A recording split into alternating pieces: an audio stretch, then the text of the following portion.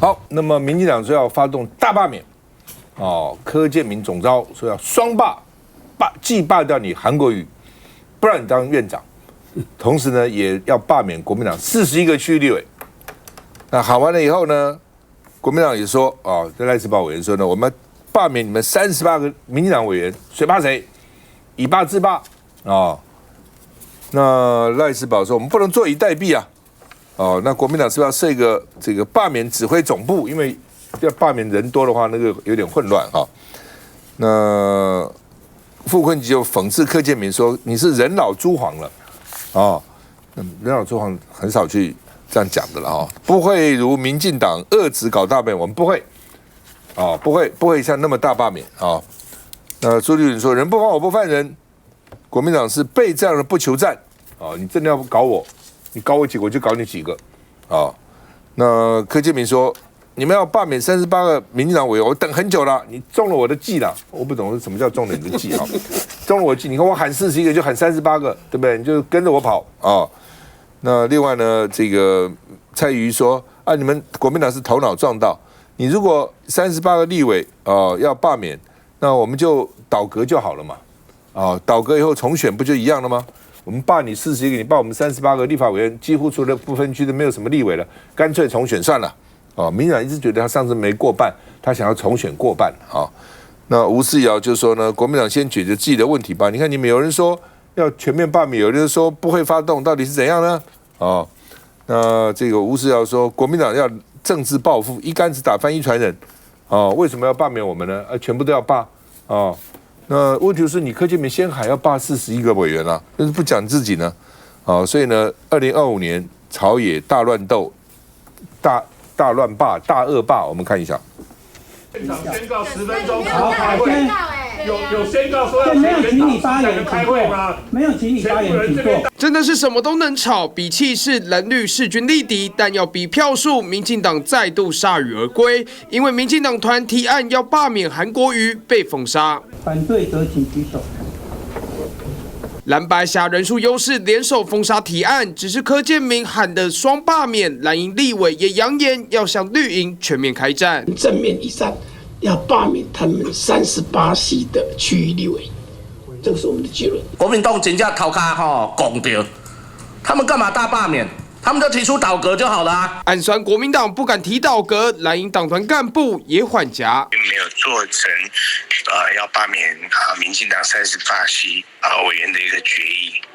这应该是就是个别委员的个别看法，强调没有大罢免这回事。毕竟当初修选罢法，蓝营就是主张拒绝罢免潮，这下如果带头喊罢免，或许也说不过去。而且若法案送出立院生效，连署行动都是徒劳。民青院长，这个每一个人呢都有自己的想法这个当柯建铭说要大罢免的时候，民进党当中不论是吴思瑶小姐或者是这个玉宇先生都他判议其实一讲成大白话就是你们要罢别人，干嘛罢到我这边来？就每一个想法了。但问题是我自己看起来这就是小打小闹，因为他都不会成。第一个罢免韩国瑜，他不可能会成功，因为韩国瑜他是委员在互选的，你要怎么罢？在目前人数优势不足情况之下，这是徒劳无功。所以我说这是小打小闹。那第二个就是你要全方位罢免，现在怎么可能嘛？你找不到任何理由。比方我隔壁这一位，你要怎么罢免他？他身材维持得很好，问政非常努力，民调很高，你要罢免他什么？谢谢。我觉得你很难罢，欲罢不能了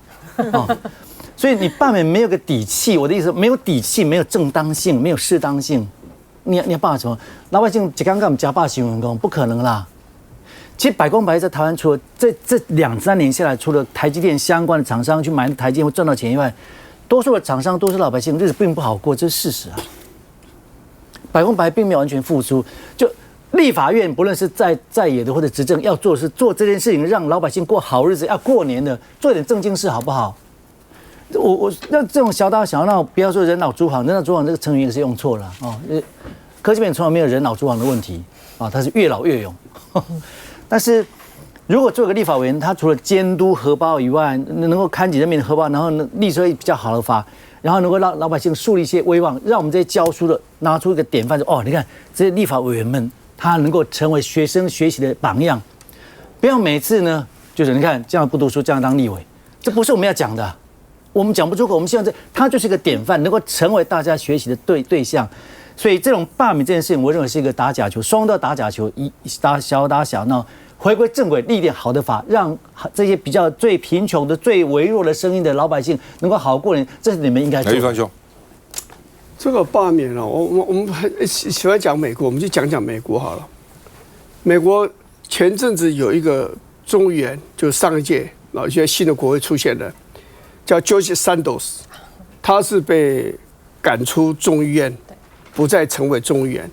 他不是被罢免的，而且是从南北战争以来第一个，因为联邦对他有13项罪名的指控，所以呢，众议院的他们叫伦理委员会，他们觉得受不了，所以就把他赶出去。贪污啊什么这两项？对的，13项。所以你去看，在美国，州长有被罢免了。2003年，加州的州长 Davis 被阿诺，对他被罢免，罢免以后，阿诺施瓦辛格就取代了他。可是你看参议员、众议员被罢免了，你在几十年来未知闻也。也就是说，这种罢免是个非常严肃的事情。美国众议员一任2年，参议员一任6年，那就是他们的任期。那你如果不喜欢他的话，那你任期到了就下了，你不要选他，这就对他最好的民实相符的罢免一样嘛。所以你这个罢免浪费很多的这样的一个资源，而且最重要，它变成一种政治斗争。你现在民进党要先罢免国民党，国民党说要罢免，这个就变成政党之争了嘛，这叫党争嘛。这个对国家当然不是个好事，这个国会就整个瘫痪掉了嘛。尤其朝野的之间的差距没有非常大，那个席次，那这样子意气用事，在民主政治不是这样子玩的，尤其是民进党，你不能说因为你在国会里面你不想过了法案过了，然后呢，所以你现在觉得很愤怒，所以你要对国民党的立法委员要进行报复。那如果这样，我们也可以讲很好话，就是说你民进党自己有责任啊。我们讲财政划分法，你行政院没有版本，你民进党立法院党团也没有版本，然后投票说，柯建铭你是前线指挥官，你脱离战场，你逃离战场，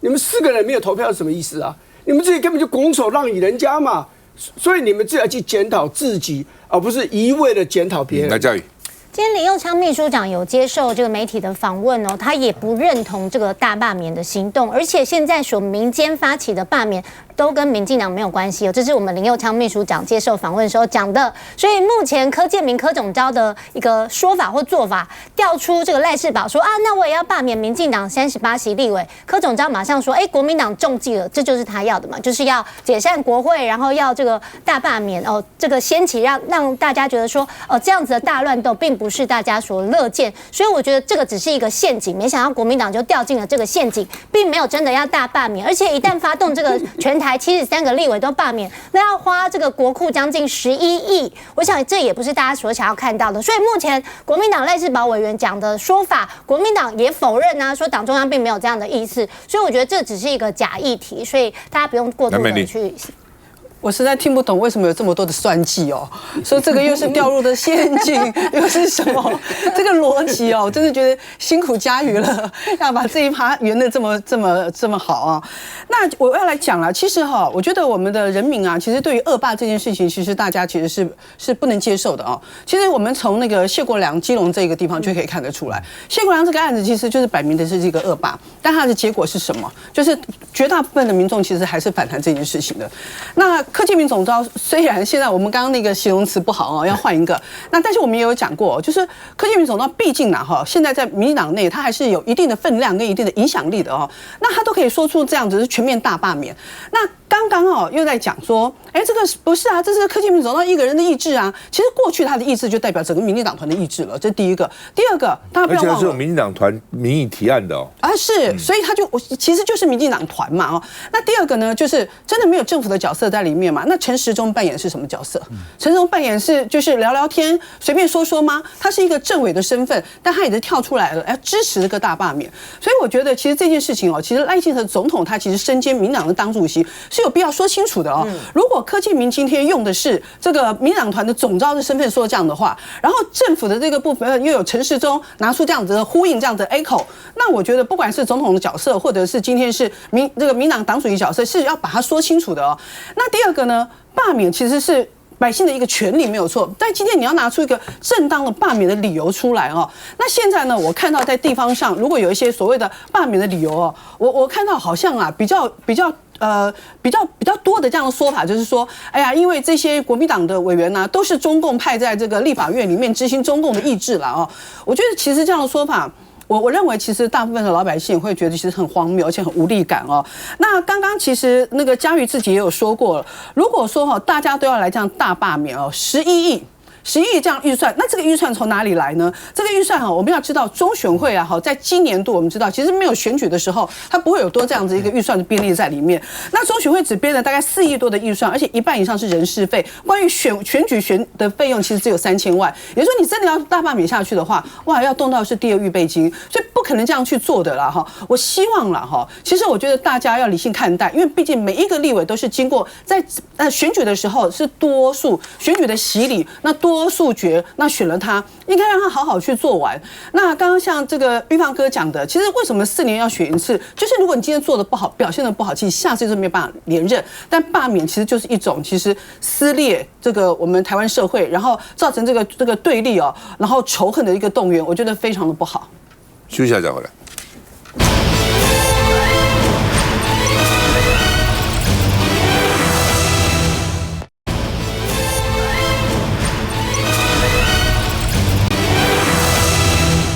好，那么因为呢，这个柯文哲的学生叫做许富顺医师，他说柯文哲都带钱回家，给陈佩琪了，被陈佩琪告，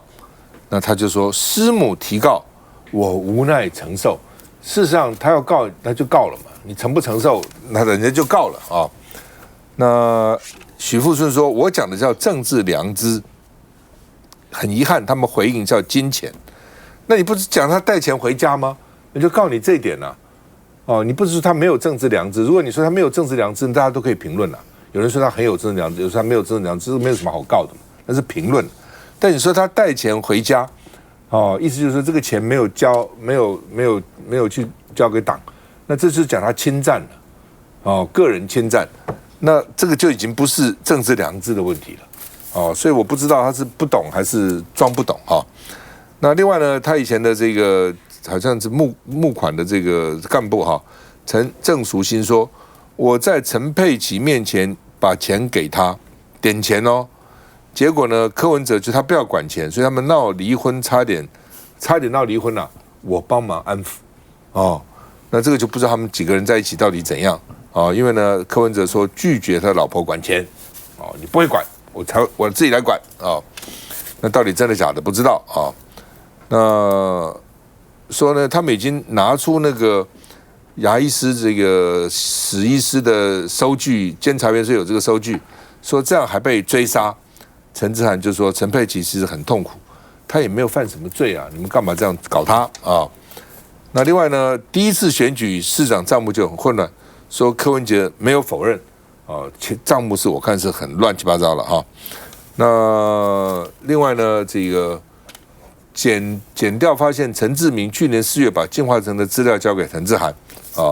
反正就在爆料了陈之涵说当时还没有侦办呢我只是拿公开记录什么给我金华城的资料呢等等。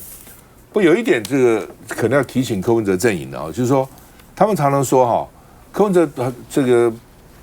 成为被告以后那这个叫做串证，之前不算，不是。你之前如果说叫你销毁什么资料，你也算了，检调一定会的你也算了，不是我被告以后才算的。你之前你就觉得我们之间可能有问题，很多时候没有被告那个销毁那个 LINE 的资料，检察官说你看他灭迹灭证等等也是有的，不是说你被告以后你才叫做串证，你之前两个讲好我们干什么事坏事，到时候万一人家告我们要怎么讲，那个就串证，我们不串证什么呢只是说可能没有证据了那所以他们一直说他因为那个时候没有侦办，所以我们就不算哈。我有点怀疑这样的讲法了哈。那另外呢，这个柯文哲检方论坛也有人留言批判说，检察官不应成为政治打手，我想是检察官自己去留的吧，应该是哈。那检察官自己都有人看不惯了嘛哈。那另外呢，民主党主席春节会补选，周一就是说2月下旬希望能够补选。那黄国昌现在只是代理了哈。那另外呢，这个，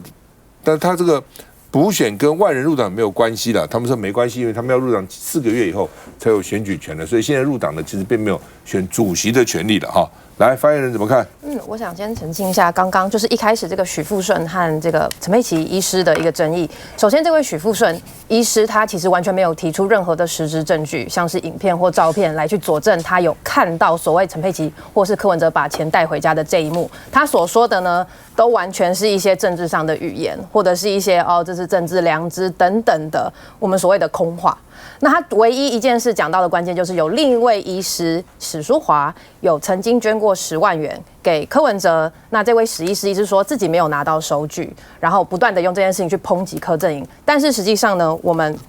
党团主任陈志涵已经列出了，其实在当年柯文哲选市长的时候，2014年的时候，当时的报告书上面就非常明确的写出这位医师捐了多少钱。当时都有开立相关的收据，那当时的会计也都有把收据寄给他，也有跟他核对过，所以相关的这个事证是非常的明确，也请大家不要再以讹传讹，那请这些医师也不要再造谣。那当然，佩琪医师他针对这个所谓的政治性的部分回应的当然是跟金钱有关嘛，怎么可能是去回应其他的东西？那他去提告，我们也都尊重。那后续呢，像是去年的时候，因为当时金华城案刚刚就是有一些媒体正在开始讨论，所以当时我们的媒体相关的主任，像是陈志涵啊，或是其他的发言人，也都有去跟台北市政府这边稍微问一下有没有相关的资料。但这些资料其实都是公开资料，全部都在当时就是所有会议记录都有上网，这些大家也其实都查得到。那我们目前的规划，因为当时柯主席他前几天出来的时候，他有说希望在2月1号的时候可以把党主席的补选给结束，但是大家也知道2月1号那时候其实也是年假的期间啦，也不方便去做这个补选，所以目前党的规划是希望在2月下旬的时候可以把整个党主席的补选给完成。那我觉得这个状况，因为刚好今天是1月8号嘛，从1月1号开始，因为整个检调的大动作，还有完全这个政治迫害的状况，让非常多的本来是隐性的支持者，全部都转为他们想要成为党员，所以。根据我们的统计，从1月1号到1月7号这段期间，其实有将近12000位新的党员入党了，总共有11500位左右的新的民众党党员。那但是因为根据我们党章，必须要4个月才可以做任何的投票动作，所以其实有些人说这些人是不是人头党员啊？是来哪一个人买过来要去投谁当党主席啊？这些其实都是谣传，是不可能的。来进。柯文哲现在被羁押而且看起来短时间呢是不会放出来的几率很小。我觉得柯文哲应该趁这段时间呢，他应该要好好的反省检讨他自己，走入政坛这么多年下来，为什么累积了这么多的恩怨哈？然后这些人呢，在他出事的时候呢，纷纷的跳出来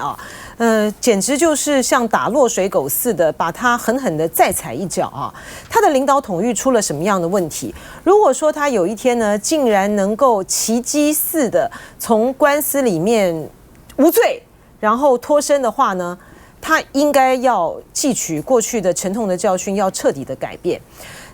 先是民进党内的2个女人之间的风暴，我觉得那个吵得已经太难看了在这吵成这样的情形之下，依然还有多少1万多的新的党员的进来，这真的是真爱柯文哲呢，在党内的这种的内斗的争端刚起来的时候，他就没有去好好的认真的处理过、看待过这个问题。你看，像那个时候总统大选选完之后，你们那个叫做尾牙吧，还是什么一个犒劳的这个宴会上面，竟然会感恩餐会，竟然会没有请这个蔡壁如。然后之前的时候已经传出内部有不同的系统，黄珊珊的系统，那陈志涵是黄珊珊的系统，他们跟这个蔡壁如蔡壁如是被斗走的哈，柯文哲都没有去处理这方面的问题，似乎是他的领导的哲学呢，就是希望看大家在底下呢不停的斗，然后来跟他争宠。如果是这样子的话呢，那就难怪今天会冒出这么多的其实无关本案的到底柯文哲有罪无罪的事端呢。唯一真正有关系的就是在于陈志涵他的举动啊，是不是有串证甚至于灭证的事实，那个对于柯文哲接下来的他有没有机会被放出来，那个是至关重大了哈。那至于像他的学生许医师他们这些的指控，只是让我们再一次的看到柯文哲他在从政的历程之中，他在钱的处理方面的确是留了太多的让人议论的空间的。如果说柯文哲就如同他自己一再强调的，一被发现到哪个钱的时候呢，他都说是陈佩琪医师在管钱的，他都不管钱。那又何来他的学生来去指控说，才曾经发生两个人为了钱到底该谁管哈，然后互相这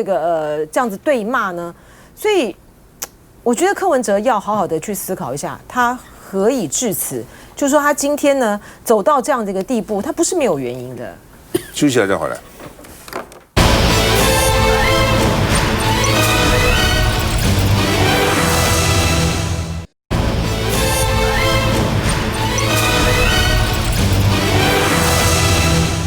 好，这个通缉犯还能够发文来呛虾啊？那林炳文啊，就是他们这几个人啊，都牵涉的金钱都很大，但是交保金额都很低，然后都跑了啊，好几个啊。那林炳文是其中一个啊。那徐小姐就问有没有比照柯文哲给他戴电子脚镣啊？有没有给他加重保金？只给他300万，保金，他就跑了300多，他根本就是算什么呢？那林炳文还在脸书上说：“我不会逃避，我只把事情处理完就回去。”徐小你就是好意思这样讲，被通缉，然后潜逃出境，还说我不逃避，你不就逃避吗？不逃走吗？怎么不逃避呢？然后呢，徐小你说你先回来接受审判，林炳文就回他，说呢什么时候轮到你帮我做主？我要不要回去？何时回去？我决定。你算什么东西啊？你帮我做主，你帮我做什么主啊？就这个意思啊。那另外呢，他也讲，他说你们再扯，叫你们鱼死网破。哇，这话很有意思啊。鱼死网破什么意思？就表示说你们很多人都来过，我只是没讲而已。你们只讲那个梁文杰，梁文杰只是大家认识打个招呼而已啊，其他人都没来吗？意思就是说呢，要给你搞得鱼死网破啊。那另外呢，民众党1月11要这个号召上街头电勾机，朱立伦有声援他们朱立伦声援主要我看他是说从司法的程序跟正义就是说大家搞清楚，就是柯文哲有没有罪，大家真的不知道。我认为民众党这些朋友也不知道，柯文哲拿了钱没有，只能相信他嘛。那大家说为什么不叫橘子回来呢？我也讲过，柯文哲不叫，其他没有人敢叫了，因为柯文哲跟橘子什么关系？只有柯文哲自己最清楚嘛。只有柯文哲自己喊橘子你回来吧，其他没有人敢讲的啦，连他老婆都不敢讲了，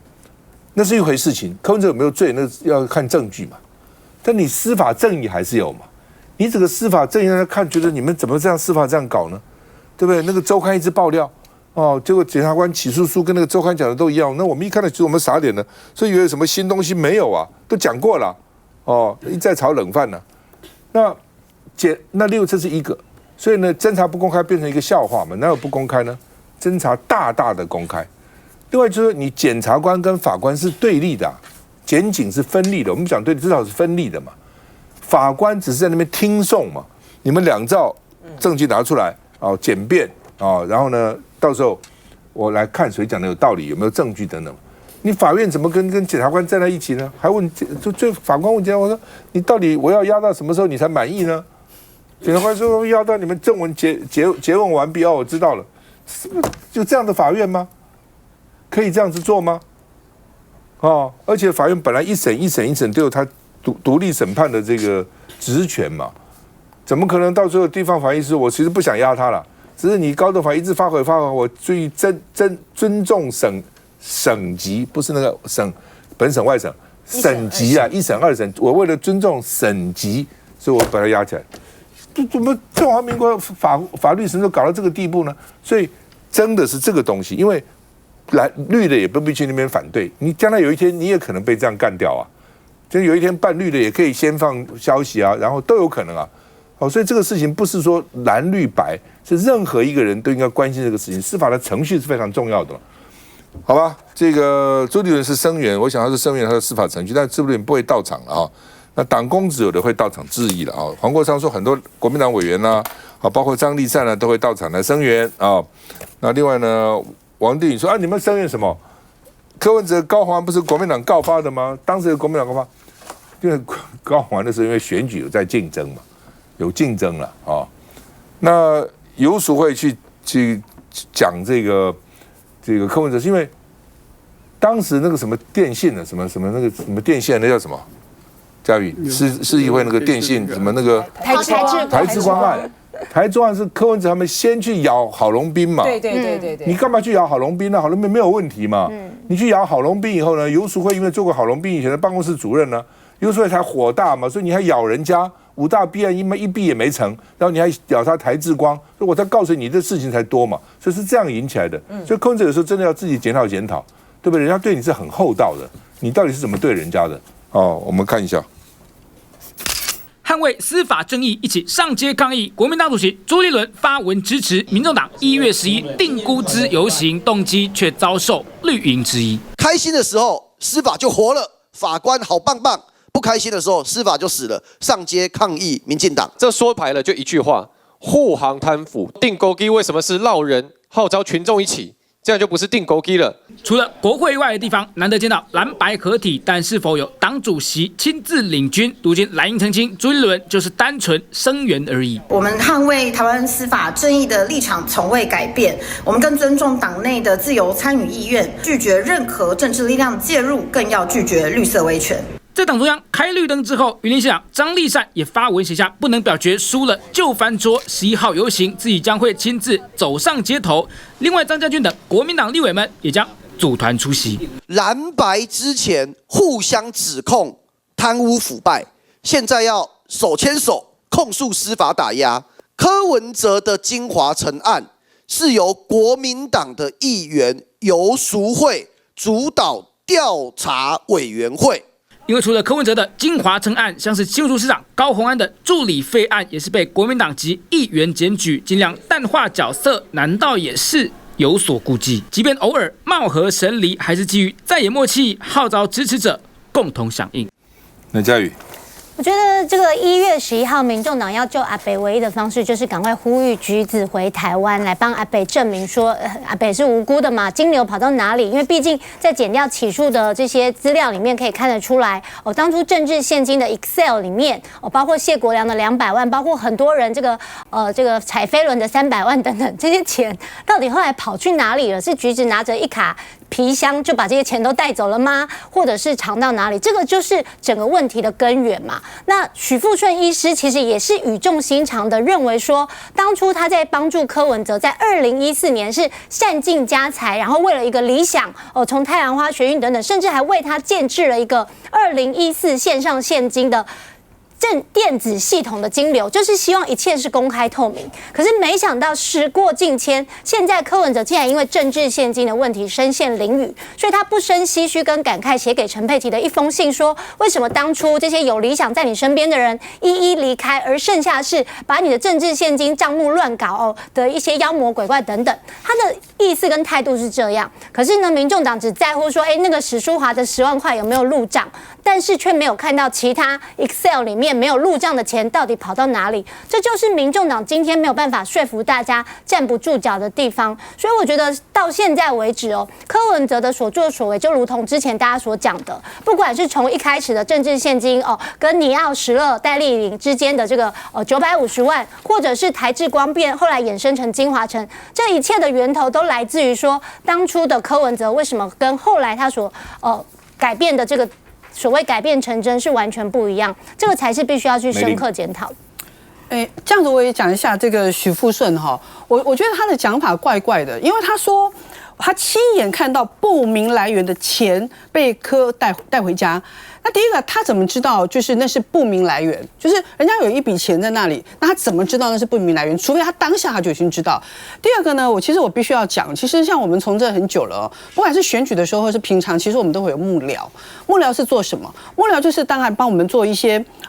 不管在政治上的这个方向的分析啦，或者是在风险上的这个规避啦，或者是要提醒我们呐什么事情其实这样是不对，什么事情是对的哦。那如果在当时，其实他也是一个幕僚的角色哦。那现在说我谈的是政治良知，不是谈钱。但那个时候难道没有一些政治良知告诉他说，你如果看到错的事情，你应该要去发挥幕僚的角色嘛？哦，所以我觉得还蛮奇怪，就是他看到一个钱，然后他就知道那是不明来源，然后他现在又质疑说带回去是有问题，然后没有提出任何证据。我个人觉得怪怪的啦哈。好，那我们回头来讲，我觉得真是跌破大家眼镜哦。我们台湾现在有通缉犯啊哈，这个气跑潜逃之后还可以发脸书，发了脸书以后呢还可以呛虾，我真是觉得这跌破大家眼镜哦。我简单念一下哦，他说我的逃亡并不是因为司法的问题，而是因为我有个人的因素，我有太多的事情我需要时间来处理，我不会面对司法，但是怎样，我觉得这个第一个很夸张哦。第二就是说，怎么会一个通缉犯可以强势到这样？然后呢，他又说他不怕司法，但他需要时间去处理一些事情。我就很好奇了，他要处理的是什么事情？有没有跟这个整个案情调查有关系？会不会有什么串证啊、灭证之余啦？哦，那再来呢？刚刚赵哥有提到，他说这个就不排除要跟大家鱼死网破哦。虽然好像他在脸书上写到说什么蓝粉啦、白粉啦哦，就有人在攻击他鱼死网破。可是我也在想哦，其实这个人为什么那么轻易的弃保，然后就可以潜逃了？有没有人默许他这种潜逃？他的鱼死网破是不是会捞出更多的人出来？所以有人就默许他这样做哦。所以我想，我们其实看到，就是在柯文哲在这过程当中有错，或者是这个有罪，那司法自然会去制裁他。可是我们看到过程当中，其实有很多的不公平，包括现在这个林炳文的这样的一个状况，我觉得是重重打了我们司法的脸。刘院长，林炳文最经典的，除了刚刚讲这个以外，今天看他脸书最后一句话，他说：“猪啊，不是笨，只是单纯。”啊，这就应该反过来看，猪不是单纯，它只是笨而已，应该这样比较符合现象。我记起那个司马迁在写《史记》都写说，众口铄金，积毁销骨。众口可以铄金，柯文哲就这样上来的。积毁销骨就是这几个月打下来，不论相不相信，你都觉得他的操守问题。那个毁谤啊，累积啊，他连骨头都被跟王水一样，黄金啊都会被消蚀掉。所以我站在一个老百姓的角度去看，去居住和未来不重要。你认为很重要，我认为不重要，因为你不相信他嘛。他回来，他怎么解释 Excel？ 那究竟目前为止，法院有没有证实，或者是检察体系有没有证实，他就是金流所向？如果有的话，我在我看着，柯文哲早就一刀毙命了。金流的去向掌握了，有对价关系，这两个缺一不可，那个贪污罪马上成立。现在就是没有，所以一直把他羁押当中嘛。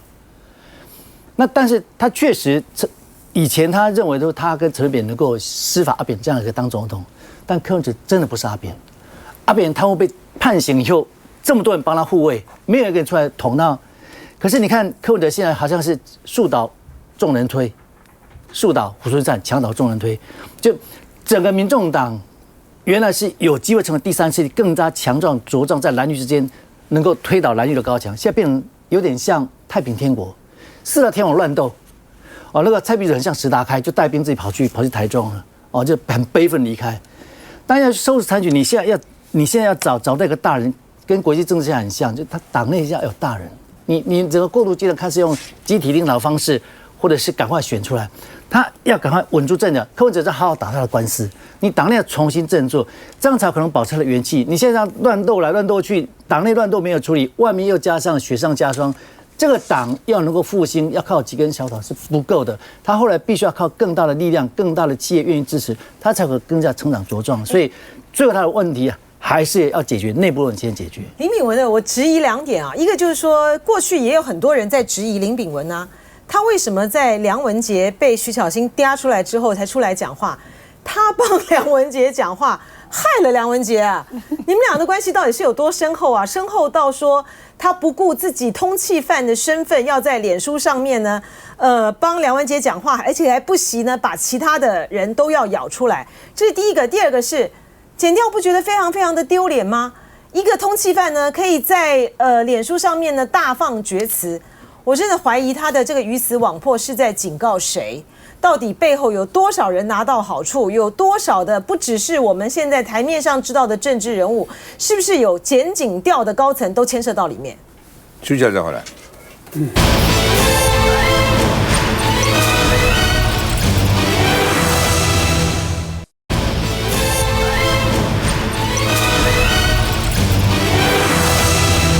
好，这边说选罢法呢，国民党呢虽然这个已经把联署改成要身份证哈。不过呢，可能还要想加这个通过罢免，必须要当选票数加1票，哦，就是你不能够用比我少的票来罢免我嘛。对，我假如是10万票当选人，你7万票就把我罢免了嘛，所以你起码要10万票加1票啊，理论上就是通的啦，哦，否则的话怎么可能说，我们现在选举经常是最后当选可能10万票，落选可能是9万票，然后呢罢免可能只要7万票，那这9万个来。他随便动员也有7万多人把你罢免掉啊，哦，那所以呢，国民党还是想通过这个法了，但是又怕青鸟来这个抗议，所以呢说立法院的围墙跟铁丝网呢增加了60公分高，哦，就加高了，哦，所以你要爬，那时候不是爬过这个围墙吗？哦，很难爬哦。那另外呢，就问立法院总务处了，民进党就说你这是戒严吗？总务处说我是维护树木生长，哦，因为那个树木啊生长啊，有些本来就有一些要保护树的这个围篱啊等等啊，现在很多人说那个太乱了，所以是维护了树木生长。那民进党委员说是韩国瑜授意的，而且要求的很急，这林俊宪讲的哈。那因为呢，这个他们说维护树木，所以吴思瑶说呢是骗3岁小孩啊，都怕民意反扑哈。这民意是这样的，什么叫民意？你来1万、2万、3万人叫民意，立法院每个立委当选都有8万、10万票，那什么叫民意呢？只是你动员来的这些人而已嘛。但是后面可能沉默的选民人数也很多嘛，哦，所以你这个民主就是用数人头代替砍人头嘛，哦，那你要天天砍人头，那还叫什么民主呢？哦，那民进党委员说我要提案把它拆除掉，不可以有这么高的围墙哦。那另外呢，这个他们说台湾很多地方用大陆的这个地名，所以呢，我们不要走那条路，要绕过。哦，那网络就是那青岛东，你不是常到立法院去吗？闹吗？那青岛东路那是不是大陆？青岛是什么地名呢？哦，事实上我有时候看到大陆有些省份呢，每个省也都用这些地名，跟台湾也差不多。对，他反正就是把每个地方的这个名字拿来用一用，这样哦。那所以呢，他们就说呢，你先不要讲绕路，你不要讲中文了嘛，那就好了吗？哦，那另外他们说台中的北投不能去，为什么？因为北投的路呢，要有什么天津路啦、青岛路啦、北平路啦、汉口路啦、太原路啦，那北屯这些路啊，那你台中不要去北屯了吗？我们看一下。公办一早拿材料施工，立院外墙整排望过去正加高铁网，绿委就质疑院长韩国瑜到底在防什么？而且是限时要完成，礼拜4以前就要加高围墙。为什么要礼拜4？难道说还有礼拜5又要干什么奇奇怪怪的事情吗？围墙再高也挡不住民意的愤怒了。据了解，先前立法院的外墙就已经架高过了1次，但是历经了岁月的摧残而损坏，所以这一次总务处才会架上新的铁网，而且这一次的高度比上一次的还要低。立法院的围墙啊，它已经都很老旧，那围墙内部啊都有那个植栽的树，那原本在旧的就有一个拦树的一个铁网。那已经年久失修了，所以在去年以来就一直有人跟我们反映说，希望去维修加固，让那个树的势有点拦护的效果。绿营会质疑立院想防青鸟闯进去，也是因为蓝白先前闯关3大法案，青鸟各路齐发，想攻进立院。而休会之前，选罢法加1门槛，17号过冷冻期就能表决。公教年金停砍案也可能这会期拼3读，青鸟很可能为此回来立院。有意。我认为啦，我个人是认为这个立法院它加高这个围墙的话，其实因为立法院的公务上，它的各种各样行政的这些事务，我觉得大家就是尊重立法院。但我特别想讲，就是这个青岛东路。有人要抵制大陆的地名，要绕过才能抗中保台。那我想问一下，民进党的中央党部在哪一条路上？北平路、东路。对啊，那设在那边是什么？摆明要投共了吗？北平不就是北京，就是现在中华人民共和国的首都所在？那我想问一下，民进党，你中央党部是不是应该改一下？可以改到台中嘛？有台湾大道嘛？应该要去这边展现你们的台湾价值啊！所以炒这些东西，我觉得真的是没有必要。那我想再次说的是，就是回到刚刚讲的，就是1月11号我们这个活动啦。我认为，当然很多的小草出来，很多的党公职人员、民众党党公职人员出来，是希望第一个要支持柯文哲的，为他捍卫清白。但是这个活动它更大的主题，是因为我们发现，在过去柯文哲整个案件当中，我们的司法体系真的生病了。第一个，司法的检调的办案过程中，第一件的，他们必须得遵守的原则是。侦查不公开是程序正义，但是从头到尾就是侦查大公开。第二个是无罪推定，从头到尾就是有罪推定。各位朋友，其实柯文哲今天发生的事情，明天有可能发生在任何的政治人物、媒体人物，甚至是平民百姓身上。如果你真的在乎这个司法，希望司法有自己的独立性，有它的司法正义的话，我们是认为任何的人想要来一起共襄盛举，一起来捍卫我们台湾的民主法治的话，我们都欢迎。不，基本上很重要一点的，就是你检察官起诉之后讲，你就应该证据确凿了。交给法院去审判，这显然你不够嘛，不够你叫法院继续压人，再继续去搜证，等于是这个样子，不可以这样子啊！你检察官起诉照理讲就应该你，而且具体求刑，表示你证据都非常确凿了嘛。哦，那法院还帮他继续去压人，继续要去查这个证据，不是很奇怪吗？来，嘉宇。我觉得立法院是民意的最高机关，所以照理说应该是开大门走大路。今天把这个围栏加高这件事情，其实对于立法院汇集民意是于事无补，而且反而会让人民反感。那大家如果想想，南韩之前尹锡悦宣布戒严，半夜那个80、90岁的立法委员还翻墙进去，那如果发生在台湾，是立法委员想要翻墙还翻不进去怎么办呢？所以我觉得这个围栏加高，它只是一个形式上的意义，其实实质上可能最后阻挡的是自己，而不是这些民意。